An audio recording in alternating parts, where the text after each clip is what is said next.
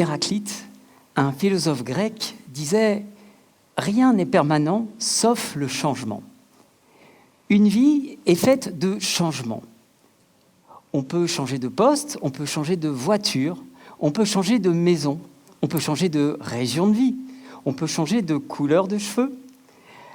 Il nous arrive quelquefois de changer de partenaire de vie et au cours de notre existence, de changer de taille de vêtements. Et puis, il y a des changements plus conséquents. On les appelle des transitions de vie. Décider, par exemple, de partir s'installer à l'autre bout du monde avec sa famille, ou encore devenir maraîcher alors que l'on était trader à la Défense, ou quelquefois laisser son petit appartement de ville pour venir s'installer dans un gîte-auberge à la campagne. Mais de mon point de vue, ce ne sont pas des décisions qui se prennent à la légère. Pour être passé par là, je pense qu'elles nécessitent de se poser au moins 3 grandes questions. Alors avant de vous les exposer, laissez-moi vous raconter une histoire, la mienne, celle qui m'a amené à me poser ces 3 grandes questions. Je venais d'une famille aimante, j'ai grandi, obtenu mes diplômes et très vite été recruté dans une grande banque. À 21 ans, j'étais cadre supérieur. Et pourtant, je connais rapidement une brusque envie de changer. Alors je quitte ce poste plutôt confortable pour devenir équipier dans une chaîne de restauration rapide. Pourquoi ? Ne cherchez pas.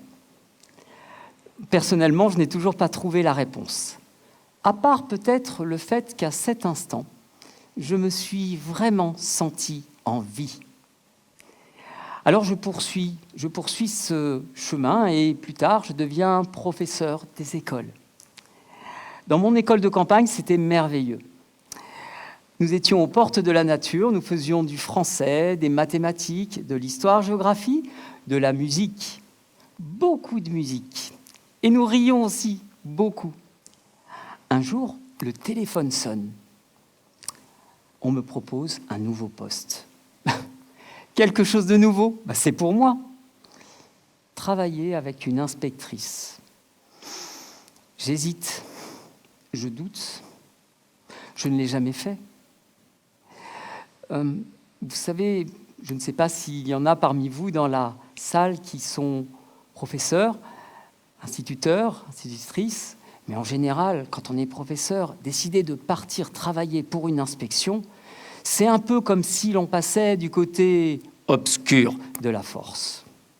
Mais je me lance, je change de public, je passe des petits aux grands, les professeurs.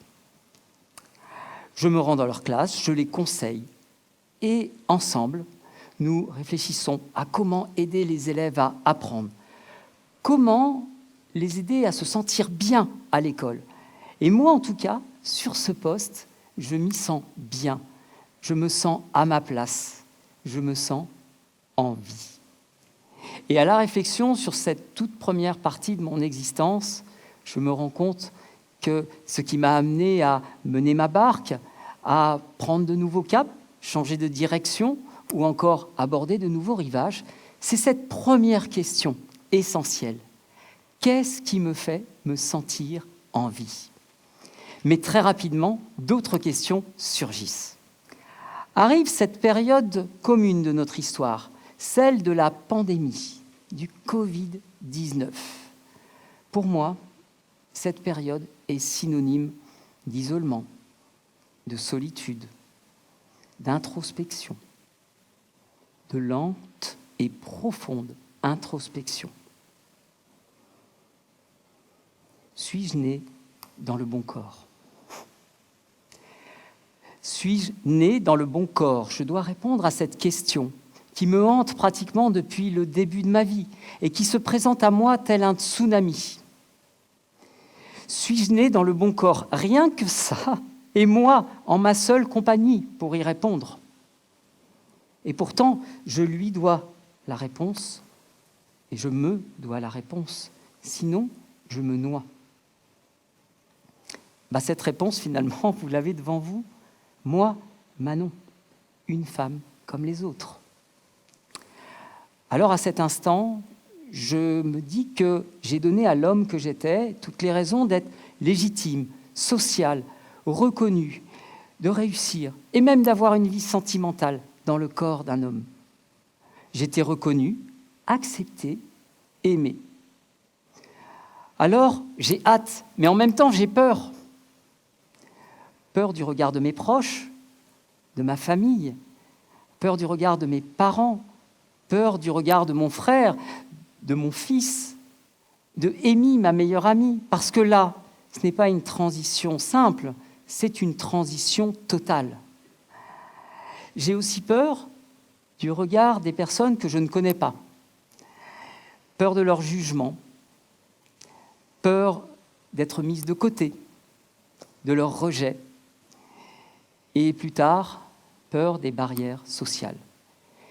Et pourtant, à la réflexion, je me dis que je me souciais bien plus de savoir à quel point j'étais aimé par les autres, plutôt qu'à quel point moi, je pouvais m'aimer.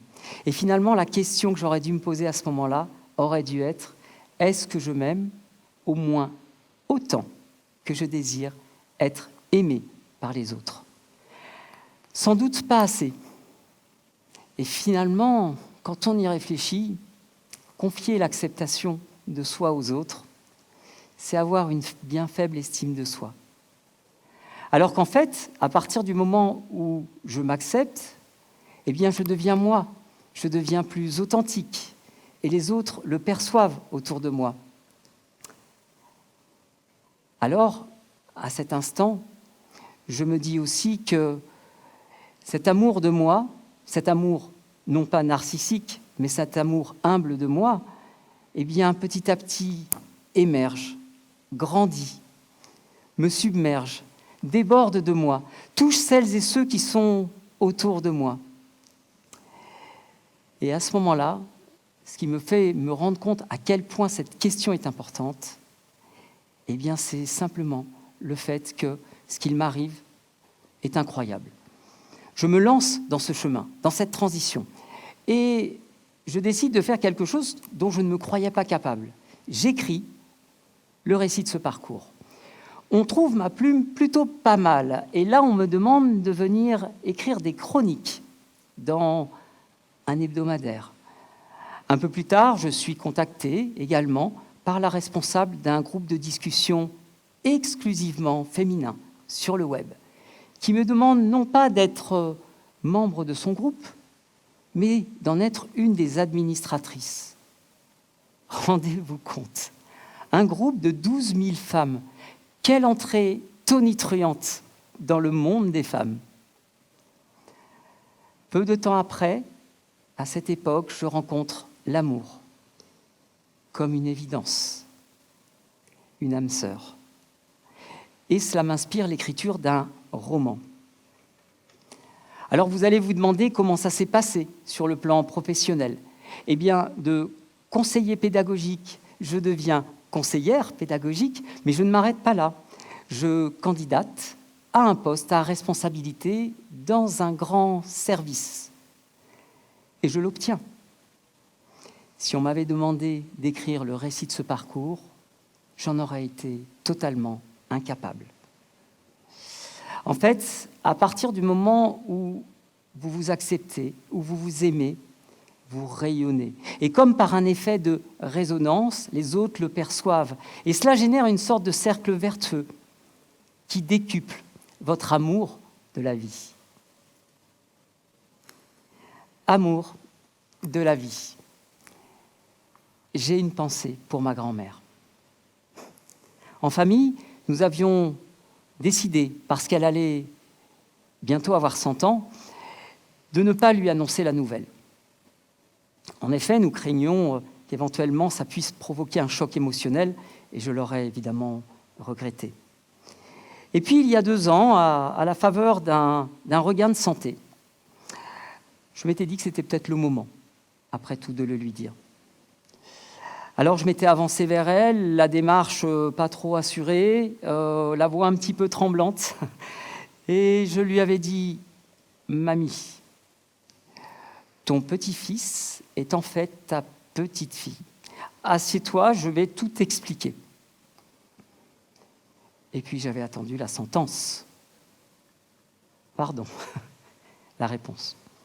Alors elle s'était tournée vers moi et elle m'avait dit « Mais pourquoi tu ne me l'as pas dit plus tôt? Tu sais bien, on se dit tout. » Tant de doutes, tant de questionnements, tant d'occasions repoussées pour recevoir une gigantesque leçon d'amour.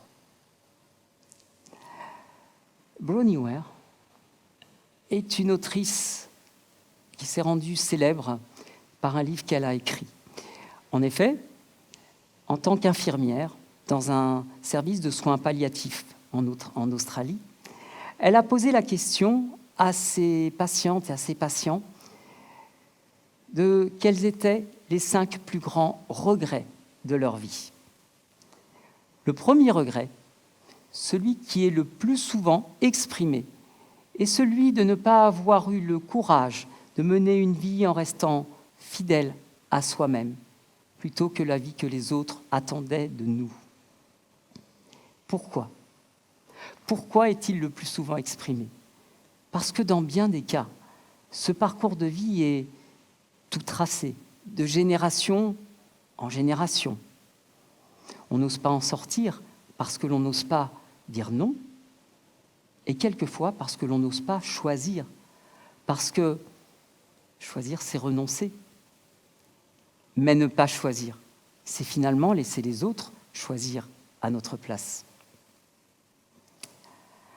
Alors il est vrai que, à cet instant, il me semble qu'il existe aussi une troisième question, très opportune, à nous poser, qui est la suivante. Est-ce bien moi, et moi seul, qui ai décidé d'être qui je suis et d'avoir la vie que j'ai ? Il est vrai que, lorsque nous grandissons, nous recevons l'éducation de nos parents. Et puis ensuite, l'instruction de notre école, et que l'objectif est de faire en sorte que nous soyons parfaitement intégrés dans notre société. On pourrait se dire qu'on est plus autonome dans nos décisions lorsqu'on devient plus grand. Mais, je ne l'ai pas apporté, mais vous savez, il y a aussi ces tips, ces conseils, ces modes d'emploi, ces tutoriels, ces parutions, ces programmes de coaching, ces émissions de télévision quelquefois, qui vous enseignent et vous conseillent pour répondre à des questions comme « Comment être plus heureux dans sa vie ? Comment être plus beau ou plus belle dans sa vie ? Comment rendre son partenaire de vie plus heureux ou plus heureuse ?» Bon, moi, ça m'arrive d'aller les regarder, mais à la réflexion. Je laisse, encore une fois, quelqu'un d'autre que moi choisir à ma place. Pourquoi ? Au fond, pourquoi ? Tout simplement par peur de ne pas suivre le bon chemin, peur de ne pas répondre aux attendus, mais surtout, pour une peur essentielle, la peur de ne pas être aimé. Alors moi, ce soir, Manon, j'ai envie de vous inviter à vous poser ces 3 questions essentielles. Qu'est-ce qui me fait me sentir en vie ? Est-ce que je m'aime au moins autant que je désire être aimé par les autres ? Est-ce bien moi, et moi seul, qui ai décidé d'être qui je suis et d'avoir la vie que j'ai aujourd'hui ? Attention, je dois vous prévenir, cette pratique n'est pas sans risque. Elle peut vous amener à une transition de vie. Mais n'est-ce pas à ce moment-là que notre vie prend tout son sens ? Quelquefois, une vie en accord avec soi-même et en harmonie avec soi-même. Quant à cette ultime question tant de fois évoquée, celle de l'amour, eh bien, j'ai envie de vous dire tout simplement que l'amour,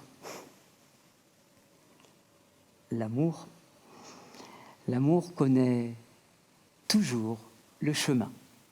Je vous remercie.